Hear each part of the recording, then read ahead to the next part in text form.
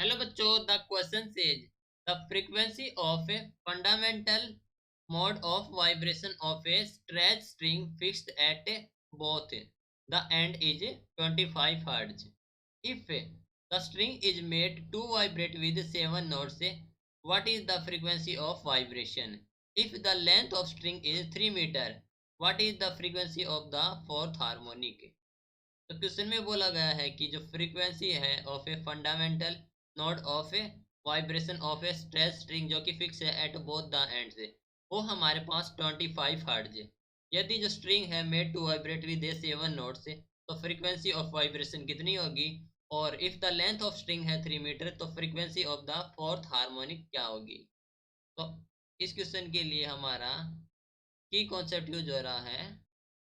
तो की concept is frequency of vibration. Frequency of vibration. ठीक है. तो देखो हम जानते हैं कि जो वाइब्रेशन होते हैं इन n नोड से तो वो दिया जाएगा we know that कि जो for vibration in n node से for vibration in n node से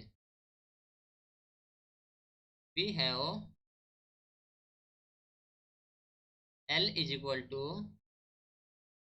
n-1 लैम्डा अपॉन 2. ठीक है, ये हमारे पास है for vibration in n node से. नाउ हमारे पास है wave. Wave is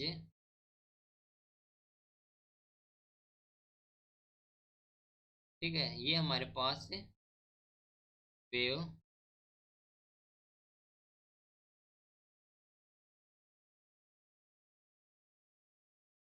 okay, now n nodes की वेव है और ये डिस्टेंस हमारे पास दी गई है.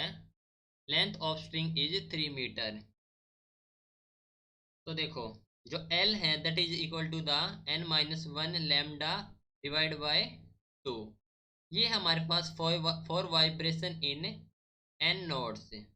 नाउ एफ नोट हो जाए हमारे पास है F naught that is the frequency of fundamental. इसे बोलेंगे हम एफ नोट. वो होता हमारे पास v upon 2l. v upon 2l. तो frequency of fundamental mode of vibration हमारे पास दी गई है 25 हर्ट्ज जो कि है क्वेश्चन में गिवन कंडीशन. तो that is given as 25 which is equal to the v upon 2l. v upon 2l. Now v हो जाएगा हमारे पास 25 into 2l that is 50l. Right, तो ये हो गया हमारे पास 50l. That is the value of v. अब लेंथ कितनी दे रखी है. Length of string is 3 metre. तो here length of string is 3 metre. Okay, तो जो v हो जाए हमारे पास v is 50 into 3 that is the 150 metre पर सेकंड. ये हो गया हमारे पास वैल्यू ऑफ v. नाउ इसे मान लेंगे हमें इक्वेशन 1. ठीक है, मान लीजिए ये इक्वेशन 1 है. एंड फ्रॉम हेयर जो L हो जाएगा हमारे पास L हमें पता है that is the n-1 lambda upon 2 है. ओके, तो हेयर n कितना हमारे पास है जो क्वेश्चन में दिया गया है. If the string is made to vibrate with 7 notes. Okay, तो n मतलब नोट्स हमारे पास 7 है.